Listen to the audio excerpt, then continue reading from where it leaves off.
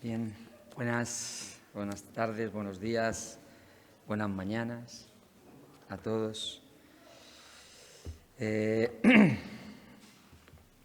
no sé, nunca me había dado cuenta que pone aquí, predica a Cristo. ¿Lo habéis dado cuenta que lo ponen en el púlpito? Si no, los que subís aquí lo veis, predica a Cristo. No me había dado cuenta, pero es buen mensaje para el predicador, ¿sabéis? Así que el Señor nos ayude a no solo predicar a Cristo, sino a decir lo que Cristo quiere decirnos, porque cada día Cristo nos quiere enseñar una cosa distinta. Bien, sin más, me gustaría deciros que quiero empezar el estudio del profeta Ageo, ¿vale? Os lo digo ya directamente, vamos a ir viendo a Ageo cuando me toque. Primero porque lo estamos dando también ahí en Vista Alegre y ya me ha animado a... Es un profeta que de muy jovencito estudié e incluso enseñé, así que creo que es bueno recordar cosas, porque Ageo es un mensaje que tanto antes de Ageo, durante la edad de Ageo y después de la época de Ageo y en nuestra época, es muy necesario tener presente, yo creo que cada día. Es un mensaje muy, muy importante. ¿Por qué? Pues vamos a desvelar, esto es como el spoiler un poco, vamos a desvelar que Ageo nos va a hablar de cuando llegan los hijos de Judá de la deportación, llegan a Jerusalén y tienen que edificar el templo. Entonces el libro va a tratar de cómo Dios les habla para animarles a que continúen edificando el templo. Ese templo que luego lo vamos a llamar el segundo templo, ¿vale? Aunque bueno, los templos fueron tantas veces reedificados que uno no sabe exactamente por qué llamamos primer templo, segundo templo y bueno, el templo final que vendrá, el tercer templo que los judíos están esperando. Pero para los judíos es así, ellos lo llaman así, pues no nos tenemos ningún problema de decir que este es el segundo templo, ¿vale? ¿Por qué digo eso? Porque el templo, en épocas de Salomón, de David primero, había un tabernáculo, ¿vale? Y David desea hacer un templo. Y ahí en Crónicas y en Samuel, cuando David le propone en su corazón a Dios, voy a hacerte un templo, llega el profeta Natán y le dice, no, tú no lo vas a hacer. Pero David, que era un hombre que amaba a Dios, dice, bueno, yo no lo voy a hacer porque lo has dicho, Señor, obediente. Pero voy a prepararlo todo lo que pueda estar en mi mano para prepararlo, porque yo quiero que ese templo sea glorioso. Un templo como tienen las demás naciones, realmente. Un templo en el cual está la presencia de Dios. Esa era la idea. Salomón, cuando a los cielos de los hizo su padre, él dice, ni los cielos de los cielos pueden contenerte. ¿Cómo más te va a contender o a tener en su interior esta casa que yo he edificado? Esta casa era un templo glorioso, ¿eh? Pero ante la gloria de Dios no hay nada que se le iguale. Hemos cantado, es inigualable. ¿Os lo habéis leído cuando cantábamos? Él es inigualable, su nombre es inigualable, su presencia es inigualable. Él no puede ser igual a cualquier otro Dios que sí habita en templos. Pues ahí tenéis a Daco, a Diana, a Zeus, pues todos estos dioses sí habitan en sus templos. Porque no son dioses, son tan pequeños que cualquier casa puede contenerles. Pero a nuestro Dios no hay nada que pueda contenerle. No hay nada que pueda ser tan grande como Él mismo es. Por consiguiente, Salomón, sabiendo, nos recuerda uno de los maravillosos atributos de Dios cuando está dedicando el templo. Dice, es porque tú lo has dicho. Qué interesante, cada vez que Dios dice algo, aunque parezca que contradice todo, se hace. Tú lo has dicho. Tú has dicho que vas a vivir aquí. yo sé que eres mucho más grande que esto.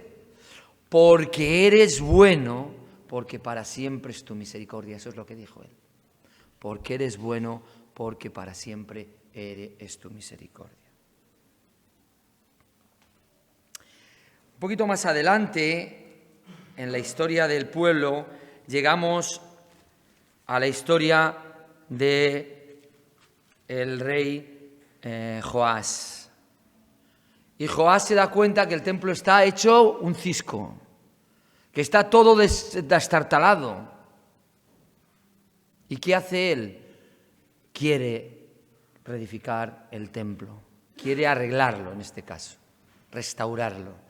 Y él con el profeta Joiada o con el sacerdote Joiada preparan un arca para que se meta dinero y pueda hacerse la recolecta para el templo.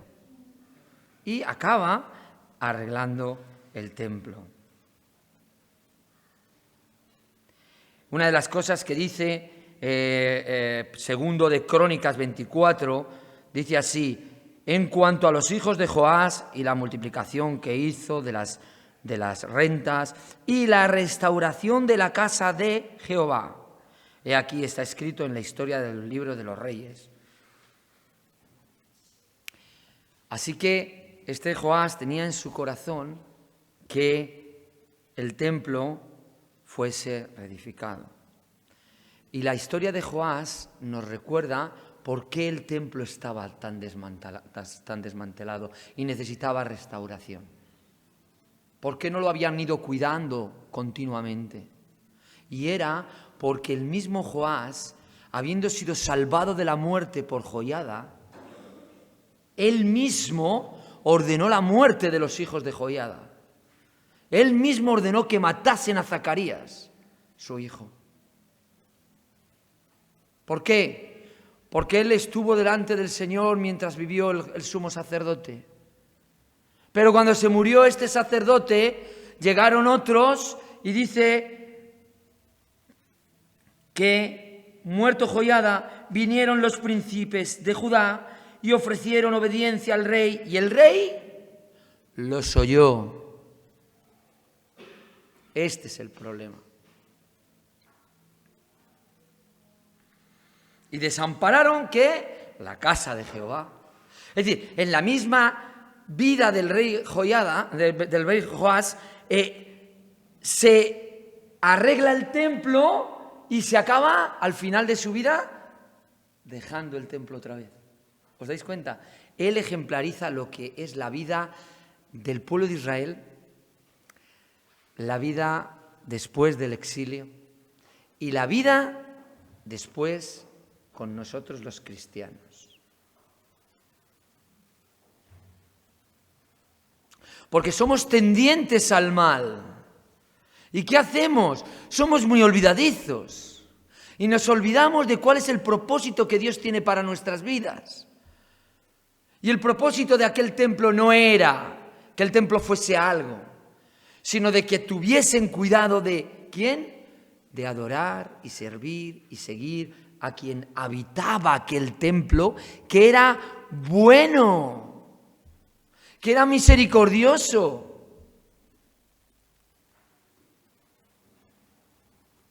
¿Os dais cuenta?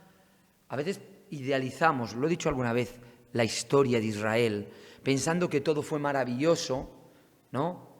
Y claro, al final llega Cristo y les pone un poquito enfadado porque nosotros hemos estado bien con el Señor, el pacto, la ley, la hemos guardado. Mentira, era mentira todo. No hay que idealizar nada, hay que leer lo que dice la Escritura. Y la Escritura enseña que este pueblo se olvidaba rapidísimamente de todo, de todo. No acababan de salir, 2 años, no acababan de salir de ser esclavos durante 430 años y en 2 años ya estaban todos, ¿qué?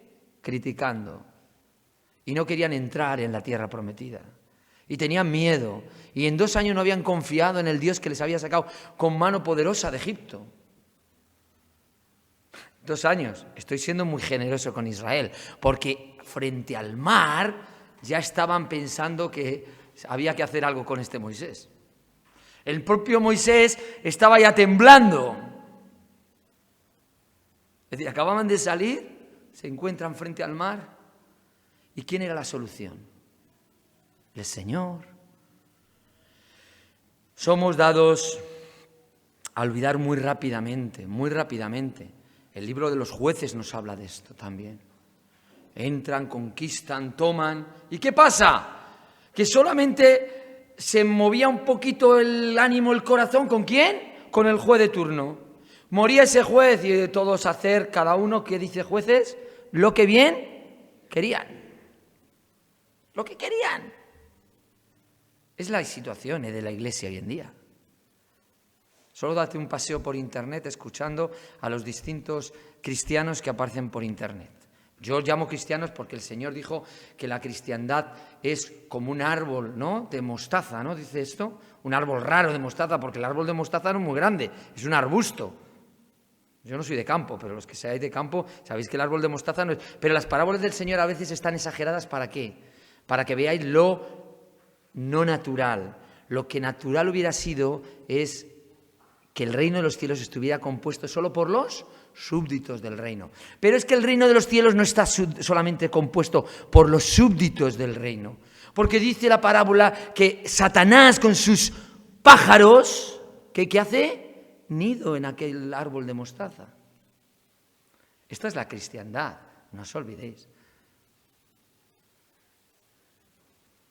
Cristianismo, algunos pueden decir. Yo creo que habría que hacer diferenciación. El Señor enseñó que el reino de los cielos era Él, que el reino de los cielos es donde se los va a llevar, que el reino de los cielos son todos los que dicen que son creyentes y que el verdadero reino de los cielos es en los que son suyos. Y ese es el verdadero reino de los cielos. Y los verdaderos súbditos. ¿Por qué quiero haceros esta pequeña introducción? Para que veáis que no era todo color de rosas, que todo empieza con bombones, palabritas bonitas, te llevo a pasear al parque y después, ¿qué pasa pues todo cambia. Esas cosas pasan y los matrimonios a los 4, 5, 6, 7 años están divorciándose. ¿Y dónde están los bombones? ¿Dónde están los regalitos? ¿Dónde están las caricias? Las buenas palabras, las hermosas cositas al oído. Pues eso se lo llevó el viento, porque somos muy cambiantes, somos muy volubles y fluctuantes. Y como creyentes tenemos que estar con cuidado. El Señor nos dice que nadie os mueva de vuestra manera de pensar. ¿Por qué?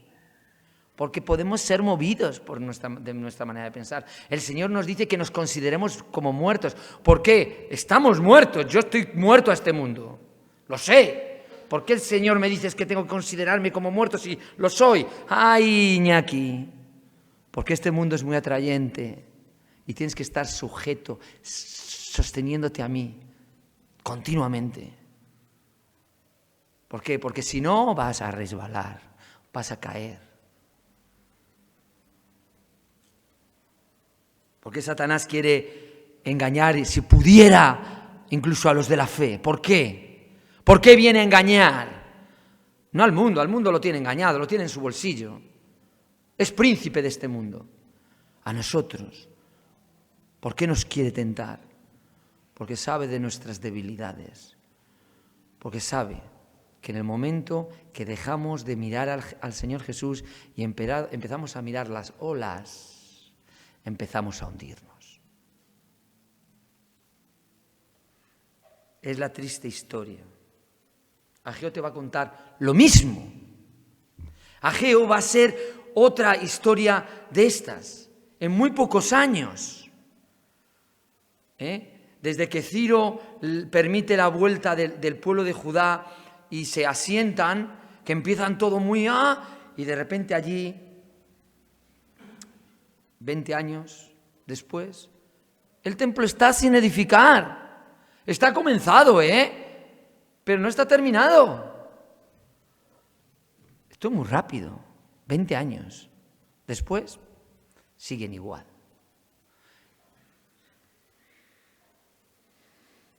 Así que creo que es muy, muy, muy interesante que nosotros pongamos atención a estos profetas para aplicarlo. Todas las cosas que están escritas han sido escritas para nuestra edificación.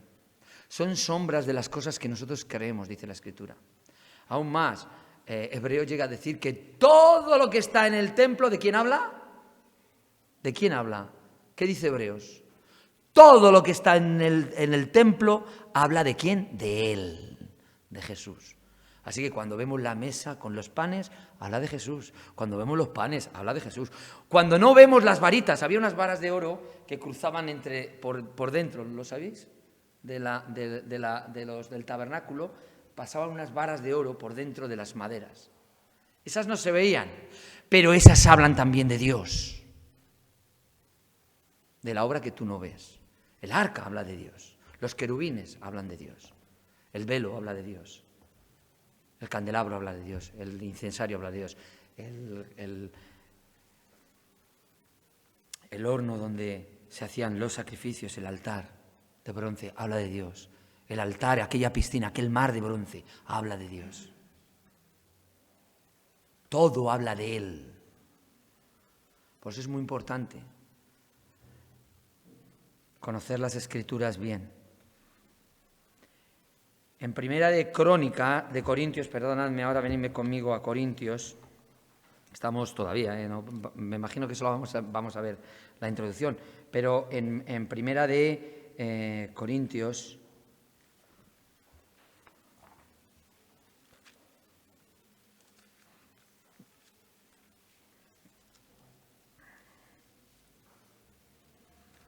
Primera de Corintios capítulo 3, versículos 16 al 17, dice así la Escritura, la palabra de Dios. ¿No sabéis que sois templo de Dios y que el Espíritu de Dios mora en vosotros? Es una pregunta. Podemos contestarla. Yo sí lo sé, pero lo sé porque lo dice Él. Es decir, no soy más listo que otros. Simplemente que sé que Él ha dicho que quería hacer morada en mí. Que Él y el Padre iba a hacer morada, ¿dónde? En los que creyesen en Él. Eso lo dijo el Señor estando con nosotros. Si alguno destruyere el templo de Dios, Dios le destruirá a él, porque el templo de Dios, el cual sois vosotros, santo es.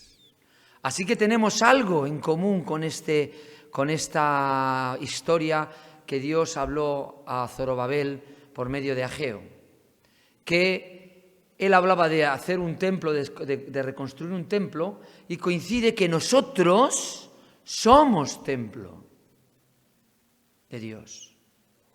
Así que hay una similitud, ¿no? Somos templo. Más adelante, en el capítulo 6 de Segunda de Crónicas, estoy con Crónicas, perdonadme, Corintios, si digo algo raro y luego voy a un texto y decís, esto no significa, no está diciendo lo que dice, es porque estoy en otro texto. ¿Vale? Segundo de Corintios 6, eso es un texto que se usa mucho y muy conocido, ¿vale? Dice así: no os unáis en yugo desigual con los incrédulos, porque qué compañerismo tiene la justicia con la injusticia y la comunión y qué comunión la luz con las tinieblas, ninguna. ¿Y qué concordancia Cristo con Belial? Ninguno. Es la respuesta, es una pregunta retórica. ¿O qué parte el creyente con el incrédulo? ¿Y qué acuerdo hay entre el templo de Dios y de los ídolos? Porque vosotros sois el templo de Dios viviente. Como Dios dijo, habitaré y andaré entre ellos y seré su Dios y ellos serán mi pueblo. Por lo cual salid de en medio de ellas y apartaos, dice el Señor, y no toquéis lo inmundo, y yo os recibiré. Y será a vosotros por Padre, y vosotros me seréis hijos e hijas, dice el Señor Todopoderoso. ¿Consideras de verdad que eres templo de Dios? ¿Consideras de verdad que eres templo de Dios? ¿Consideras de verdad que eres templo de Dios? ¿Consideras de verdad que eres templo de Dios? ¿Consideras de verdad que eres templo de Dios? ¿Consideras de verdad que eres templo de Dios? ¿Consideras de verdad que eres templo de Dios? ¿Consideras de verdad que eres templo de Dios? que te debes en tu vida a lo que Dios propuso que quería hacer en su templo? El templo no era una casa para hacer cualquier cosa. Cuando Nehemías vio allí a Tobías, lo arrastró fuera del templo. El templo no es para que viva aquí este señor. El templo no es tener toda la cacharrería que tenían a veces en el templo. El templo no era una cueva de ladrones, dijo el Señor Jesucristo. El templo es la casa de Dios. Aquí se viene ¿a qué? A arrepentirte. Porque cuando entras por el templo, ¿qué es lo primero que te ves? Un altar de bronce.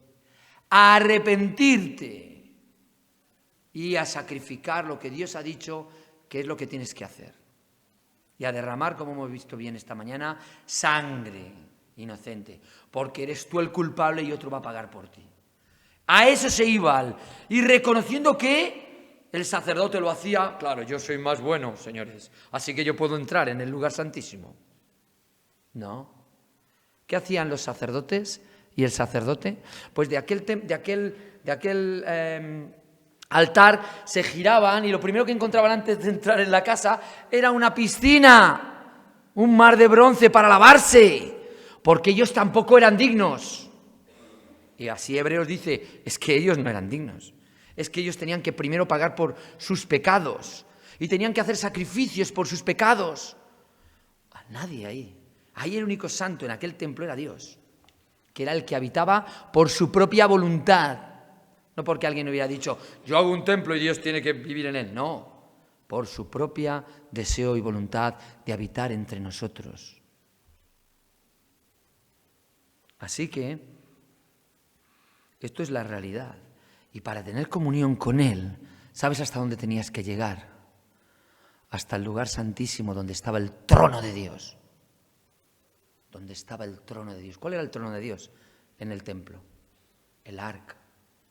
Ese era su trono. Y fíjate, el trono de Dios tenía una tapadera. Porque tú no puedes acercarte al trono de Dios si no hay una propiciación por tus pecados. En aquella tapadera se echaba, se rociaba la sangre. Es allí donde entró Jesús por nosotros. Es allí donde Cristo entró por nosotros rompiendo el velo.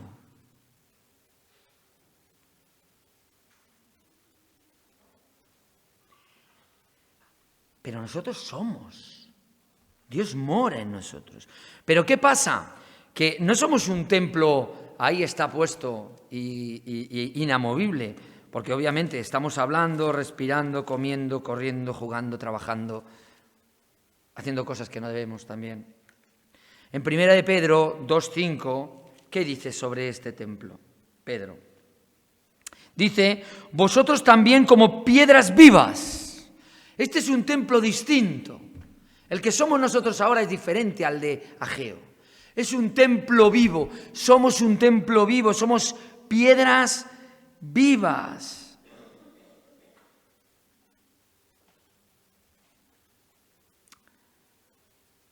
¿Qué tenemos que hacer? Sed edificados como casa espiritual y sacerdocio santo para ofrecer sacrificios espirituales aceptables a Dios por medio de Jesucristo.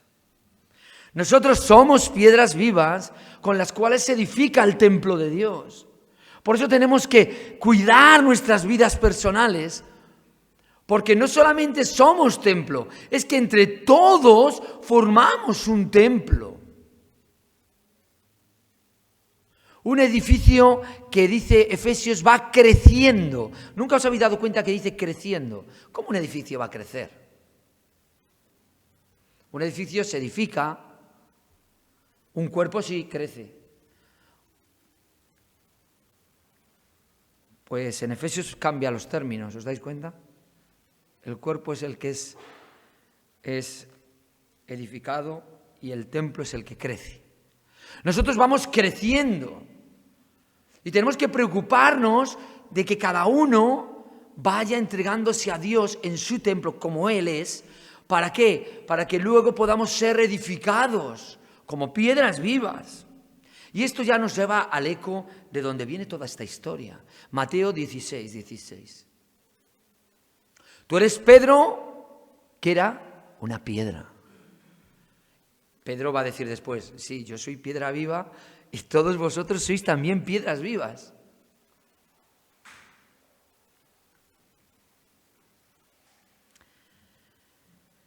Nosotros somos piedras vivas. ¿Y sobre quién tenemos que edificarnos? Mateo 16. 16. Sobre el fundamento que está puesto. Sobre esta verdad, dice, y sobre esta roca edificaré mi iglesia. ¿Quién es la roca? Todos decimos Cristo porque tenemos la visión del Antiguo Testamento donde la roca es Dios, donde la roca es Cristo. Y la roca que les seguía, dice Hebreos, era Cristo. Pero ahí no está tan claro que esté refiriéndose a Él personalmente, aunque es interpretable que puede ser sí. Está ante la verdad que acaba de decir Pedro. Tú eres el Cristo, el Hijo del Dios viviente. Sobre esta verdad es donde se edifica la iglesia. Si tú no tienes esta verdad, si tú no crees de todo tu corazón esta verdad, no vas a edificar la iglesia de Cristo. No vas a edificar el templo de Dios. Edificarás otra cosa, una organización, otra iglesia, un grupo de personas buenas, moralmente aceptables, lo que tú quieras. Pero si tú no aceptas que Cristo es el Hijo del Dios viviente, no puedes ser edificado sobre Él. Es imprescindible que los que se acercan a Dios crean que le hay y es galardonador. Pero es que no me estoy acercando al Dios eterno, vamos a decir. Entendedme. Me voy a acercar a Dios, a Jesús. Acercaos a Él, piedra viva, desechada ciertamente por los hombres. ¿A quién? A Cristo. Yo me tengo que acercar, entonces por consiguiente, tengo que creer que Cristo es el Dios todopoderoso. No una idea de Dios como tiene cualquier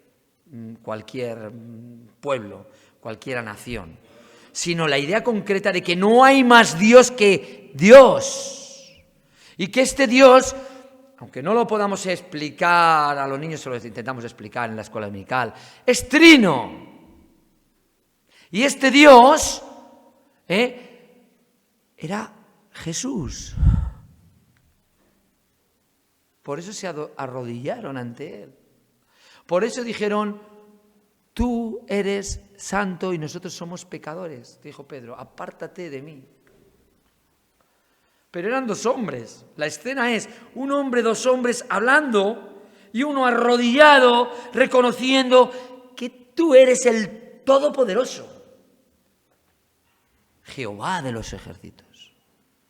Yahvé, el incomparable. Persistente Dios. Porque estáis de acuerdo, Jesús es persistente. Jesús estaba en el seno del Padre, dice el Salmo 2. Él estaba en el seno del Padre siempre. Siempre. Él es tanto Hijo como el Padre es Padre. Eso es una ley natural. Lo hemos explicado alguna vez. Somos padres cuando tenemos un hijo. Y ese hijo se convierte en hijo porque tiene un padre.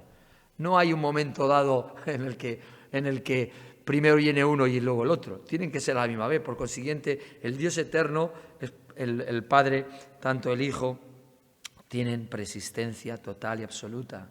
Son creadores, dice Juan capítulo 1. No olvidemos esto, que no lo podemos llegar a entender, o vamos a explicar mejor. A entender yo creo que sí. Por lo menos a mí me da la impresión de que sí se puede llegar a entender. Pero claro, alguien que no lo cree, pues podrá decirme, bueno, porque tú lo crees. Pero sí podemos llegar a ver claramente, que la verdad sobre la cual tienes que basar tu vida es Cristo, es Dios hecho hombre. Y como él dice en Marcos, y venido aquí, para tomar tu lugar en la cruz, morir y al tercer día resucitar de entre los muertos. ¿Crees esto? ¿Crees esto? Porque esto, hermano, es nuestra vida. Hermana, esto es lo que nos puede dar fortaleza para dar un paso más en esta vida tan asquerosa, tan terrible y cada día peor. Y no creáis que esto va bien o va a mejor, no va a mejor. Y ahora estamos aquí con una libertad de poder predicar el Evangelio. Y mañana estaremos perseguidos. Yo he conocido personalmente a personas que han acabado en la cárcel por predicar el Evangelio. Ya están con el Señor la mayoría de ellos. Pero cuando nos lo contaban, ¿sabéis? Lo contaban con vidrio en sus ojos. Lo contaban como un privilegio. Y decía, ¿cómo es posible esto? Estaban dispuestos, como hizo Juan Bullan, a ir a la plaza. Él no tenía permiso para predicar el Evangelio, porque en Inglaterra solo predicaban los protestantes que eran del rey, anglicanos. No podías predicar el Evangelio. Solo podían, algunos protestantes podían predicar, él no. ¿Sabe lo que hizo él? A pesar de tener una familia, unos hijos. Dice, pues si son 12 años a la cárcel, pues 12 años a la cárcel. Y allí le pillaron predicando el Evangelio. Le ofrecieron, muchacho, si dices que no vas a volver a predicar, el rey te deja salir. ¿Qué creéis que dijo este hombre? Pues lo que dijo Jeremías. No puedo, es algo imposible para mí de no hacerlo. Si me sacas, voy a predicar el Evangelio. Y podía estar pensando en su hija, esta niña ciega que tenía, o sus otros hijos, su esposa, que no la iba. Pero había una gloria mayor, porque no hemos sido llamados a vivir en este mundo. Somos llamados a vivir en este mundo, pero con los ojos puestos en el otro. Y este hombre lo tenía claro. Y nuestros hermanos que nos han precedido en España lo tenían claro. Y cuando llegó la libertad, ¿sabéis lo que hicimos nosotros? Tomarla muy a la ligera. Y tener la oportunidad para predicar se nos ha convertido en algo liviano. Y ya nadie predica del pecado. Y no voy a decir esto porque si acaso ofendo a algún hermano o a algún incrédulo o algún... Y estamos cohibiéndonos y no tenemos esa libertad de decir, voy a decir lo que quiere el Señor que diga y dejémonos de rollos.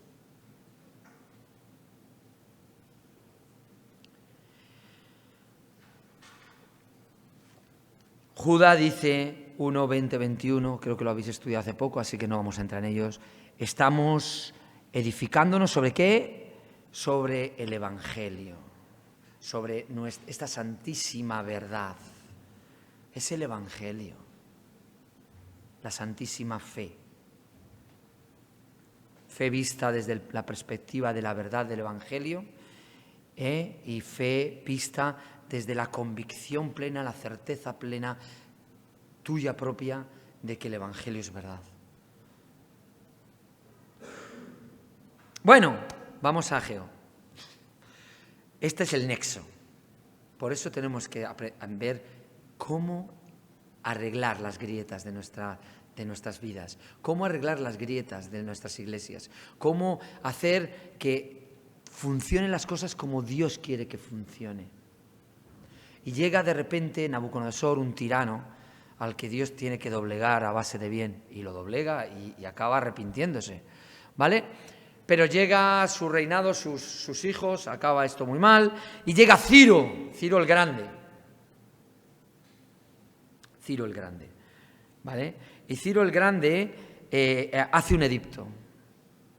Se nos explica en la Escritura que él hace un edicto ¿para qué? Para que el que quiera volver a su tierra, vuelva a su tierra. Para el que quiera edificar a la casa de sus dioses, que lo edifique, que tiene toda la libertad, todo el permiso del rey. ¿Sabéis? Esto suena raro. Esto lo dices hace 40 años y no se lo cree nadie. ¿Libertad religiosa en el siglo VI antes de Cristo? Pues sí, señores.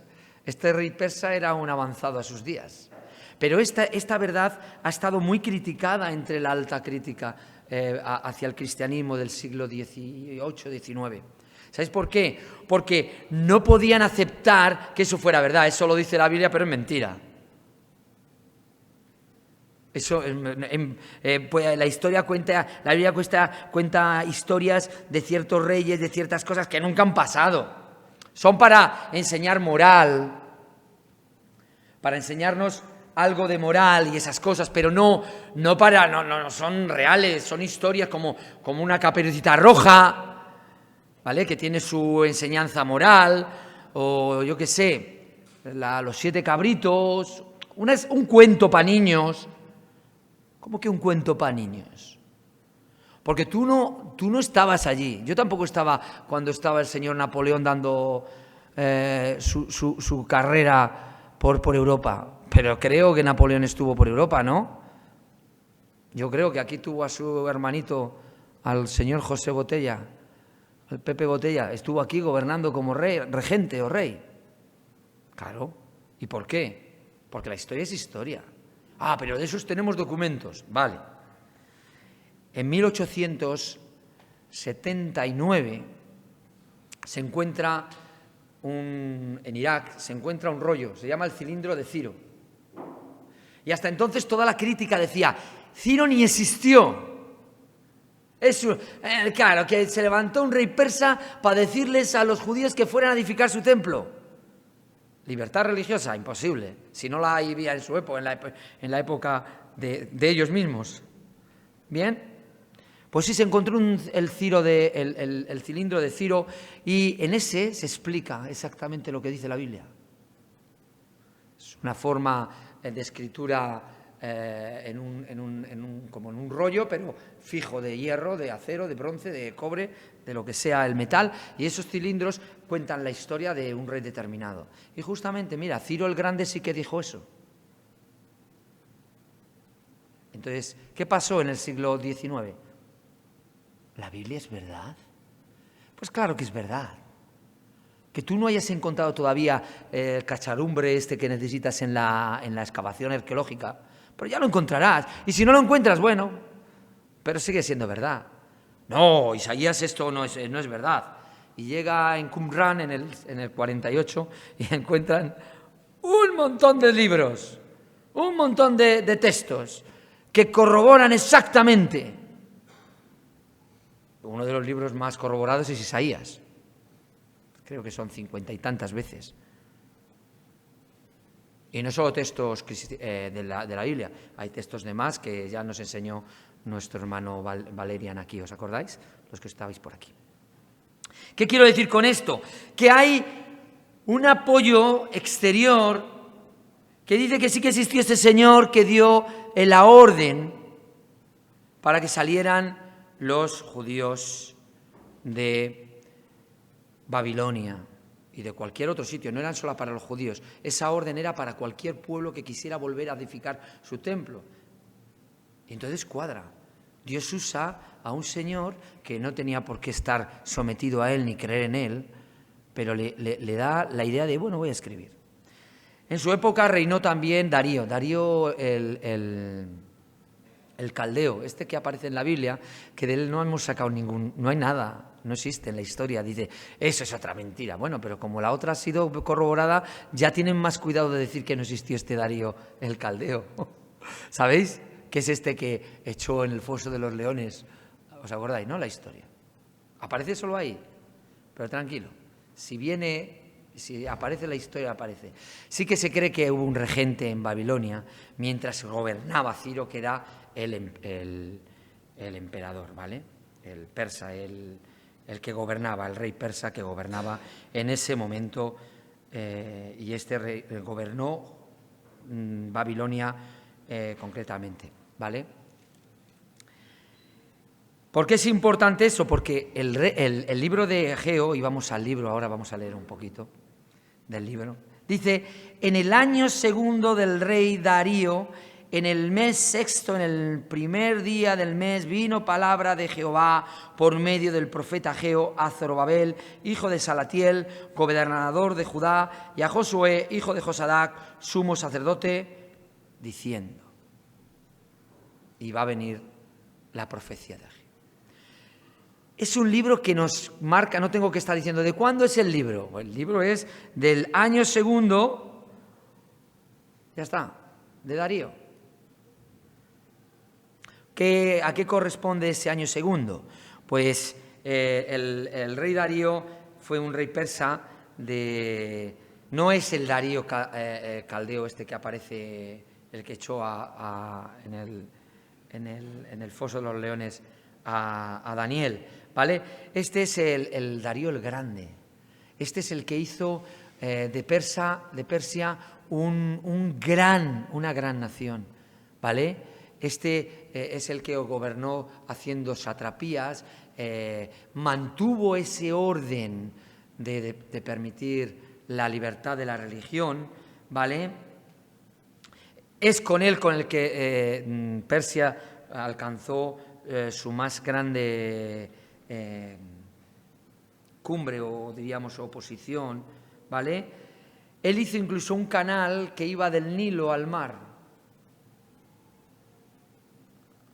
Así que su nombre en persa os lo tengo que leer porque yo no sé persa, si supiese persa, ¿vale? Significa que no leo bien.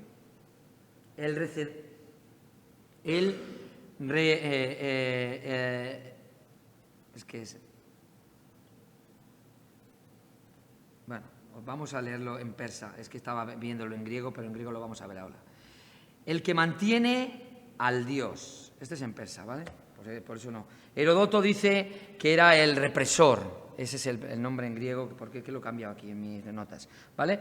El represor. Claro, Heródoto, un griego, no va a poner de buena manera a Darío, así que no nos vamos a creer mucho su interpretación del nombre, porque obviamente estaban en guerra, las guerras famosas entre persas y griegos, que acabaron con Darío III y con el rey Alejandro, o el emperador Alejandro Magno, Alejandro el Grande, conquistando medio mundo, ¿no? Vale, el receptor. A mí me interesa un poco en latín. En latín es el que posee el bien, el que sujeta con firmeza. Es decir, aquel que apoya firmemente el bien. Y esto sí le caracteriza, porque Darío apoyó todos los edictos, tanto de Ciro como de Nabucodonosor, todos ellos. Él no pretendió, él fue un buen político. Este no quiso guerras internas, este lo que hizo es, organizó de tal manera todo para que todo siguiera parecido, pero mandado por él. ¿Vale? Lo vemos, es el rey que aparece en Zacarías, en Ageo, en Daniel y en Esdras. Zacarías es el otro profeta que tendríamos que mirar, aunque Ageo va a encargarse de lo físico, de tal manera que él habla de la construcción física. Capítulo 2 veremos que no es cierto del todo, ¿vale? Porque yo creo que una de las profecías más maravillosas de la Escritura están en el capítulo 2 de Ageo, ¿vale? Pero Zacarías es más todo espiritualizado, más todo profético al final, ¿vale? Bueno, pues Darío es Darío el Grande, ¿vale? Y significa eso, el que mantiene, el que con firmeza sigue con el bien, ¿vale? Nos dice que fue el año segundo de su reinado, en el mes sexto, el primer día del mes, ¿vale? ¿A quiénes? Ageo significa fiesta. Es interesante que no es una fiesta como nosotros podríamos decir la juerga. Es una fiesta de solemnidad.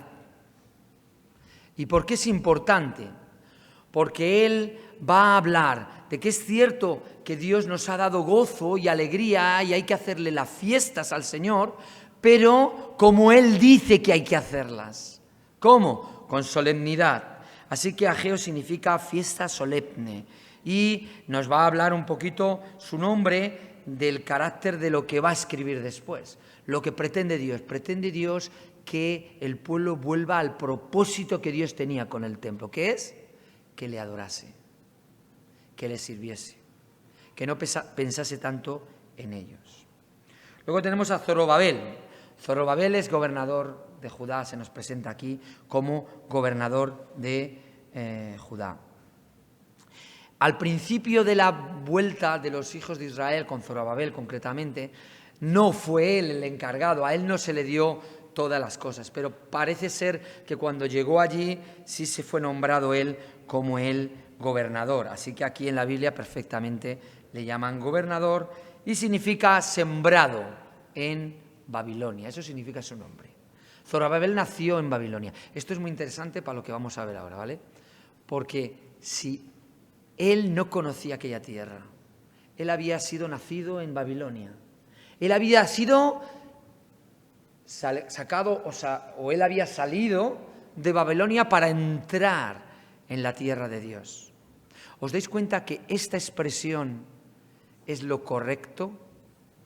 Dios no nos llama a entrar, Dios nos llama a salir de para entrar. El Salmo 121 usa esa misma verdad. Nosotros cantamos, yo no sé si alguno sabe el himno aquel del Salmo 121, dice, el Señor te guardará de todo mal, guardará tu entrada y tu salida. Eso cantamos. El Salmo no dice eso. El Salmo dice, Él guardará tu salida y guardará tu entrada. Porque la idea de Dios es sacarnos para introducirnos en otro lugar. Lo vemos. ¿Qué es la idea en Abraham? Sacarlo de Ur para introducirlo y darle una ciudad. No era la ciudad de Canaán. Abraham pensó en algo más glorioso, en una ciudad gloriosa. Pero en Canaán lo sacó de Ur y Dios Todopoderoso, guardó la salida de Abraham de Ur y guardó la entrada, de tal manera que muchas veces salió de Ur. ¿Y qué pasó? Que Dios le volvía a meter en donde tenía, en Canaán, le volvía a meter en la tierra prometida. Eso mismo pasa con Noé. Noé es sacado del mundo antiguo para ser introducido en un mundo nuevo. ¿A través de qué? Del diluvio. Abraham fue a través de las pruebas a la fe y de las promesas. Tenemos a los hijos de Israel que fueron sacados ¿de dónde? De Egipto para ser introducidos en Canaán de nuevo. Es el Señor el que guarda. No importa cuál es tu condición. Zorobabel llegó a ser gobernante, primer gobernante del pueblo allí en Judá, al que Dios hablaba. Y no importaba su condición, que era ¿de dónde? De Babilonia, como el propio Abraham. Era un caldeo. Abraham era un gentil, dice la Biblia, un caldeo, gentil, y dice idólatra. Y Dios le saca de allí para convertirle en el padre de la fe. Para nosotros. Ahora nosotros, también Dios tiene esa intención. Nosotros donde hemos sido sembrados. Si os acordáis del último estudio que di, hemos sido sembrados, hemos sido nacidos bajo el pecado. Hemos sido nacidos bajo la condenación. Pero llega Cristo y nos ofrece su gracia. Y Él guarda a aquel que quiere aceptar el Evangelio. Lo guarda de tal manera que guarda su entrada y su salida y su entrada en el más allá. Y este es el orden que dice Romanos capítulo 8. A los que aman a Dios, que han salido de esta tierra que está preparada para la destrucción, ¿os acordáis? Ya un poquito más adelante, atrás del capítulo 8, dice que la propia creación gime por culpa del hombre. Dios los va llevando en el capítulo 8 de Romanos, ¿hasta dónde? Hasta la gloria. Y Él los guarda. Zorobabel es el ejemplo claro de que Dios va a cumplir sus promesas. Y en este libro de Ageo vamos a ver eso. Vamos a ver cómo Dios va a cumplir sus promesas. Va a decir, yo dije tantos años de condena, habéis estado fuera tantos años, ahora vais a ser introducidos. Dios cumple sus palabras y quiere que nosotros, como el templo de Dios, ahora tengamos nuestros oídos atentos a su voz para reconocer que hemos sido sembrados, que venimos de la ciudad de destrucción, que venimos de este mundo de tinieblas y que es Cristo el que nos ha trasladado y nos quiere introducir. No solo nos ha trasladado al reino de su amado Hijo, sino nos quiere introducir en el cielo mismo. Así que lo vamos a dejar aquí y continuaremos Dios mediante.